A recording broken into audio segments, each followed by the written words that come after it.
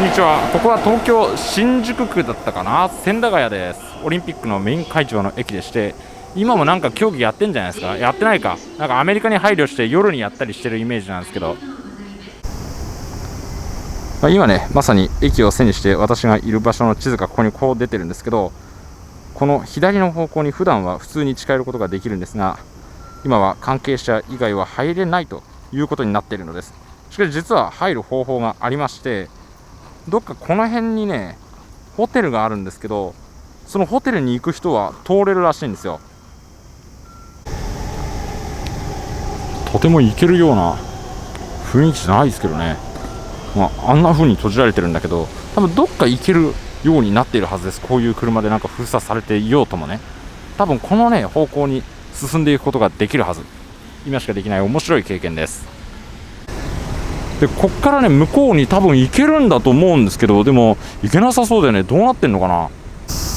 案内された方に行ったらこんな立派な仮設の柵が作られてまして、この真向かいにあるホテルに泊まってですね、競技場の方を見てみようと思います。三井ガーデンホテルのうんぬんってやつですね。車は基本来ませんからね、まあそんなに気にしなくてもいいでしょう。ここのホテルでももう車では近寄れません。いろいろ交通規制がありますので注意してください。予約するときに、ね、相当たくさん書かれていました。それにしてもなんか随分おしゃれなホテルですよね。へー、オリンピック関係者でこのホテルに泊まってる人は多いんだろうな。どうなんでしょうね。それでフロントとかですね、ロビーもすごかったんですけども、ちょっとまだそこは映しがたいから、なんかもうオリンピック関係者の方ばっかりで、なんか警備上の問題でね、取ったらなんかまずいんじゃないかという感じだったんで、そこはもう何もしないでですね、こっちの中へ来たんですけども、結構いい雰囲気のところですよね。外も雰囲気が良ければね、中もいいですよ。ちなみにツインルームぐらいしか今回はなかったみたいです。まあそれはもう他の部屋が全部あれなのかな。オリンピック関係でみんな召し上げられていて、ないのか。それともこのホテルが完全にもう2人利用前提なのかってのは分かんないですけど、シングルルームとかなんか全くなさそうでしたね。で、新宿のビル群が見える側と、それから、この国立競技場側と、まあ大体2手にね、分かれてるみたいなんですけども。よいしょ。これ外出られるんですよね。あれ出られないの？あったわ。おー。まあ、一応東京オリンピックの時のね、東京を見に来ることはできたかなという感じですよ。すごいですねこれ。へー。この目の前のこの歩道までは別に誰でも行けるんですよ。で一方でこっから向こうはもう関係者しか行けないというような状態でして、だからあそこ歩いてる人はもうみんなオリンピック関係者ですよね。まあ、オリンピック関係者にもねすごいいろいろいると思うんですけど、向こうはあれでしょ、神宮球場、多分なんかソフトボールとかあそこでやったんじゃないですか。それからあれ何でしたっけ、ちょっと忘れましたけど、戦前からあるやつですよね。なんか美術館的なやつだったかと思います。ここには首都高の新宿線かな、外苑入り口があるんですけども、これは確か今入り口封鎖ですよね。入ることができません。もう首都高が封鎖されたり値上げされたりでね、迷惑なんですけども、まあしょうがない。オリンピックやっていればね、大きな経済効果があったでしょうからね。いやー、ほんともうちょっとなんとかなんなかったのかなって思わなくもないんですけども。そしてなんか音がしてるな。あそこでなんかピクトグラム回ってるんですよ今オリンピックなんか表彰式やってんじゃないの。観客の姿も見当たらないからね、あれなんですけど、まあ、内容を放映すると放映権に抵触する可能性が非常に高いので、ちょっとそれは問題なんでできないんですが、こんなに立派な客席をいっぱい作って誰も座ることはなかったんですね。ちょっとぐらい入れたっていいんじゃないかって気がするんですけどね。定員の1割でもいいからなんか入れてオリンピックの歴史を語り継ぐ人がいてもよかったんじゃないかとか思うんですけど、まああんまりそういう中途半端なことやるとねダメなのかな。でも素晴らしいですね本当に。僕も一応東京オリンピックがあったっていうことをこれで多少は覚えられそうですよ。テレビでオリンピックもやってるんですけども、今日の夜ね、障害とそれから長距離走の決勝戦が目の前のところであるんですよ。だからね、まあ夜になったらちょっとここから外に出て、まあ見えはしないけれどテレビと一緒にピストルの音とか聞きながら楽しんでみたいですね。ここにね、こんな置物があるんですけど、これはあれでしょ、戦前にあったなんか学徒出陣の壮行会とかやってた時の大昔の日本初のこういう大規模競技場のその上空からの俯瞰図なんじゃないですかね、これ。あとですね、こういう風な札をもらっておりまして、会場の周りの警備が厳しいので、この後ホテルに入ってくるときは、一旦外へ出たら、これをかけてからまた入ってきてくださいという風にですね、ホテルの人に言われました。なんかパッと見これ、大会関係者にも見えるんじゃないかというような気がするんですけど、なんか適当な人だったらね、入れてくれるんじゃないかな。まあ絶対無理だと思いますけどね。部屋にもこういう風に、こんなものがありますよという案内がいろいろあるんですけども、フィットネスとかそんなのもあるんだな。まあ使えるみたいですね。大浴場もあるらしいんです。ちょっとまあ今回はやめとこうかな。これ大会関係者様へのご案内とかが普通にあるぐらいですからね。へえ。まあもうこういう感じなんですよ。で、一番上のところにね、すごい景色のいいルーフトップテラスっていうのがあるらしいんですけど、まあ今はね、こういうところですので、まあ使えないということでございます。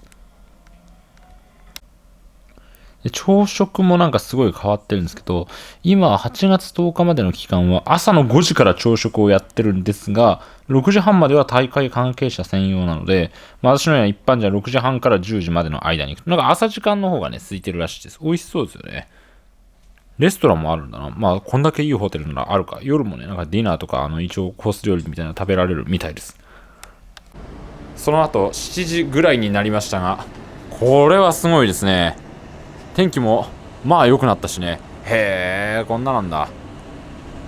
これからまた試合をやるわけなんですけど、この下に多分オリンピック選手もなんかいっぱいいるんだろうな。なんかそんな感じでしたよ、さっき。胸に日本代表のマークつけた人がなんかランニングしたり普通にしてましたしね。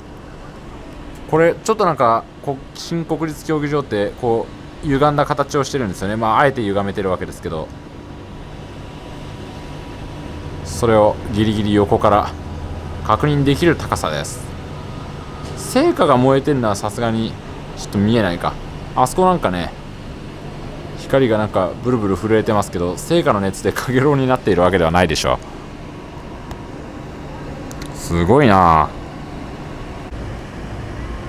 オリンピックの関係の車があそこでチェックを受けてですね、どんどん奥に入っていきます。まあこのぐらいだったら多分警備の支障にならないし、なんかあんまり拡大して映すとね、もしかしたらなんか警備の方の邪魔というか、その大変なご迷惑になる可能性があるんで気をつけなきゃいけないですけど、あの車オリンピック終わったらどこで使うんでしょうね。ジャマイカかなんかのユニフォームを着た方が今おられましたね。あ、オリンピック選手が練習してる。すごい。今度自衛隊員の方がいっぱい歩いてこられたな。ズームするのはこんぐらいにしておきましょうね。なんかピカピカ光ってますね。お手元のものがなんかそういう感じのものなんですね。自衛隊員さんもなんかボディチェックかなんか受けてるみたいですね。ちなみにですね、この辺り一帯がなんでこんなに広々とスポーツ関係の施設いっぱい集中して作ることができたのかという話です。まあ東京のこんなど真ん中にね、スポーツ関係のものをこんな大規模にいくつも並べるなんて普通に考えれば無理ですから、まあもともと何かがあったわけなんですけど、これはですね、江戸時代に、青山家というまあ、武将というかその侍武家屋敷がありまして、で、まあ、その関係の土地だったらしいんですけど、それが現在のね、東京の青山と呼ばれている、まあ、大体この向こうからこっち方向だと思うんですけど、東京都内有数の高級住宅地と呼ばれている青山、そういったところとですね、まあ、関係しているんですが、まあ、その、武家屋敷があった土地を、全部なくして、明治の時代には今度ここを、陸軍の演習場とすることにしました。ここは青山練兵場と呼ばれた巨大な陸軍の施設だったわけです。でそれを廃止してですね、明治天皇が、崩御された時にここを明治神宮外苑ということにしまして、明治天皇ですね、あと偉業を称える施設ということで作りまして、でさらにそれを、スポーツ文化など発展のためにですね、大正時代かな、大きな、まあ、国内初のスタジアムみたいなものを作ったというような歴史がありまして、今でも日本のスポーツの中心はここということになっているわけです。ちなみに知らなかったんですけど、こんな椅子ありましてですね、ここに座って眺めることができます。あ、結構座り心地は良かったね。ちなみに今部屋を真っ暗にしてるんですけど、部屋から見るとこんな感じです。もう部屋の目の前がね、競技場ですから。下で外国のオリンピック選手の方がなんか記念写真撮られてますね。どこの国なのかな。ちょっとね、やっぱお顔はね、試合中じゃない時にスポーツ選手の方のお顔を映すっていうのはちょっとなんかそれはちょっと人権侵害の方に行ってるんじゃないかという気がするんで、それはちょっとねうっすらやめとこうと思います。ちなみにですね、ただいま19時50分なんですけども、これがね、今女子 200m 準決勝が終わったところで、あと10分で女子円盤投げ決勝で、さらに、5分後には、同時に男子 400m 準決勝とかですね、ハードルの準決勝とかそういうのがこう行われていくということでして、そろそろ今からここで決勝戦を1個やるんですね。この中でハンマー投げで金メダリストが決まるんだ。ここにはさっき夕飯代安く済ませようと思ってコンビニで買っておいたビビンパ丼がありますが、これはね後で温めようと思って今温めに行くところです。お、すごい、全部車椅子対応のやつじゃないですか。あれもバリアフリーっていうかユニバーサルデザインって感じだよね。なんか2階にあるらしいんです、電子レンジとか。あれ、これをタッチして2階押すんだな。これも戦前のここの、もうこれ著作権切れてるやつですよね。多分戦前にそれこそもうさっき言った学徒出陣の壮行会とかやるのに使った2代前の国立競技場だと思いますよ。これすごい、よく見たら昔の千駄ヶ谷駅まで映ってるじゃないですか。まだ首都高ができる前ですよ。これ千駄ヶ谷駅でしょ。すごいね。お、すごい今ね、すごい雨が降り始めてきたんですが、分かりますか。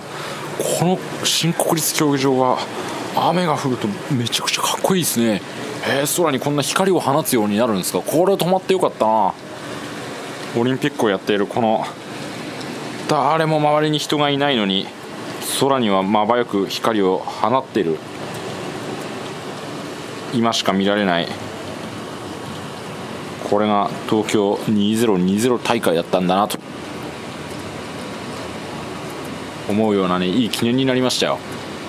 雨が降ってるその粒一つ一つがここから見えますね。ちょっとこのズーム倍率だと見えないと思いますけど、今ですね、僕の後ろで NHK のテレビで、日本の男子のですね、三浦龍司さんという方が、もう間もなく男子 3000m 障害の決勝戦に挑まれるところだというふうなことをね言っています。で、ここでテレビでやってることと、あそこで国立競技場のモニターで流れてる映像、一緒か。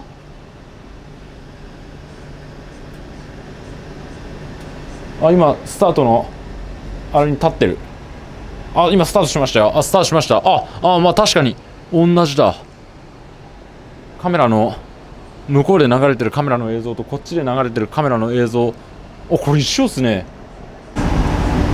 いや、まさに目の前でオリンピックやっとんだなと、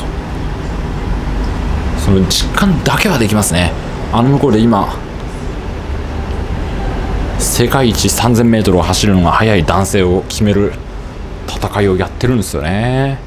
へえ、不思議だね。あそこになんか万国旗みたいなのが上がってるのを今見ました。本当だったらこれをこんなに多くの人が固唾を飲んで見守ることになってたんですね。予選で日本新記録を出されたと NHK は報道しています。今ね、その日本選手の三浦さんは1位だそうですわ。今2位に変わった。まだね、あと 2000m も残ってますから、この先の方でしょ。エチオピアとかアフリカ系の選手たちがものすごく強いみたいで、それはそうですよね。三浦選手は今9番目、あと残り1周半かな。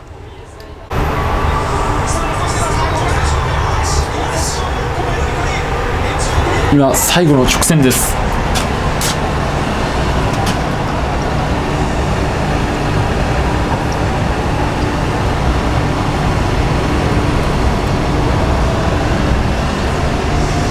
観客なんかいないですけど、それでもゴール直前の興奮は競技場から伝わってくるもんですね。三浦さんは何位だったのかな。8位入賞できたかな。もう8位入賞したみたいですね。テレビなんかそんなこと言ってます。よかったよかった、8位に入られたんだ。続いてですね、さっきの大きなハードルを取り上げて、今はこれですね、女子 5000m 決勝をやってるところだということなんですが、今ケニア勢が最後のコーナーを回ってもうゴールするところ。日本の弘中さんはどうかな。9位か。日本記録すごいですね。ハトバスも来ました。人がさっきより増えてきましたね。だいたいもう今日やる競技とか終わったから、関係の方が会場を一旦後にされるんだな。そういう人たちを迎えに来るための乗り物も集まってくるということですね。でもまだ時間が余っているからかな、すぐ別に入るわけじゃなくて、ちょっとこのロータリー的なところ、本来ロータリーじゃないんですけども、ここをロータリーに見立ててですね、この辺りで順番待ちをしているようです。他にもなんか車がいろいろいますね。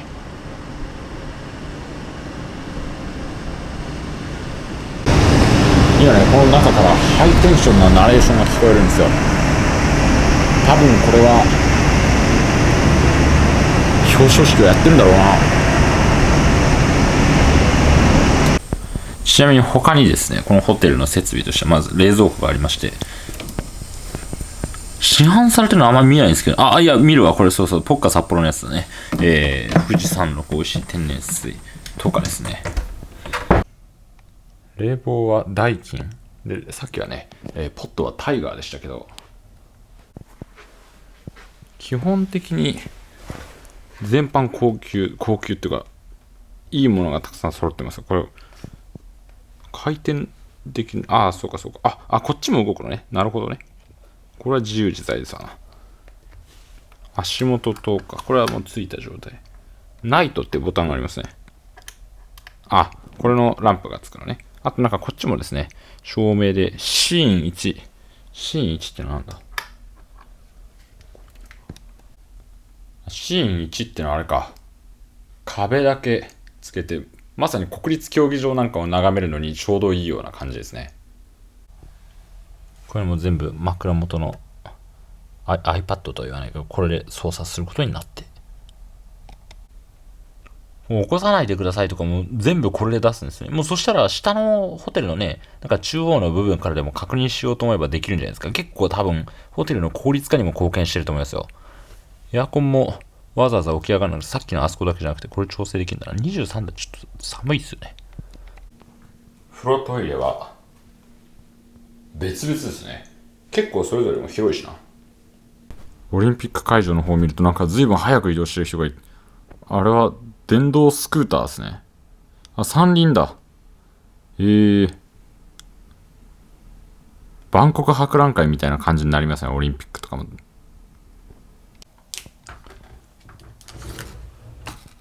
これが歯ブラシとか入れるやつね。引き出し形式になってる。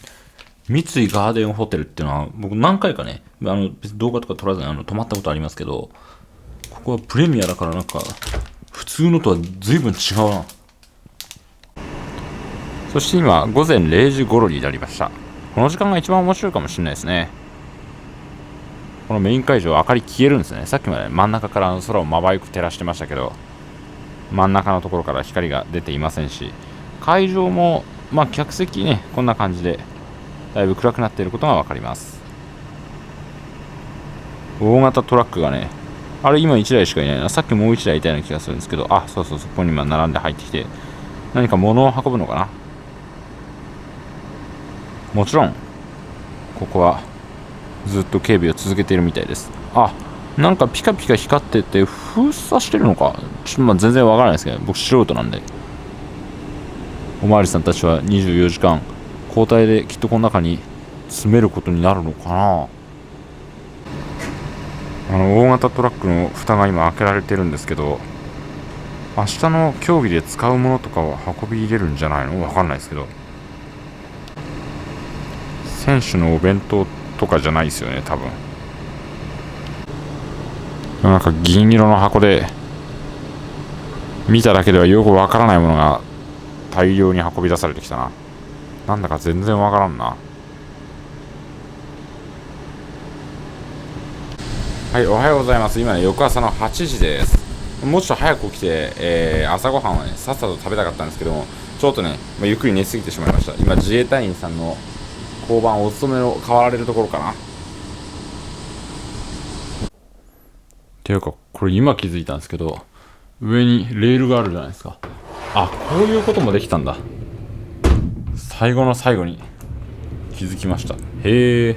あ、だいぶ雰囲気違いますよね。なんかこのホテルの売りはね、暮らすように泊まるということらしいんですけど、こんな豪華な家はね、なかなかないと思うんですが、確かに、暮らすように泊まる雰囲気はありますよね。じゃあ、そろそろ出発かな。外はもうとんでもなく暑そうですね。外出たらもう大変だと思いますんでね。この中で今日は終わりにしたいと思います。外で取る気にならなさそうだから。あんな犬コロが来てるわ。シェパードくんだね。警視庁犬だ。名前ついてるんでしょうね。右へ左へ。警視庁犬。忙しそうですね。暑くないのかな。文句も言わずに偉いですね。もうお疲れ様です。ありがとうございました。いろいろなんか面白いものが見られましたよね。信濃町駅からも千駄ヶ谷駅からも近く、そのちょうど中間地点のところにあるそうです。そもそも国立競技場がそういう立地ですからね。どうもありがとうございました。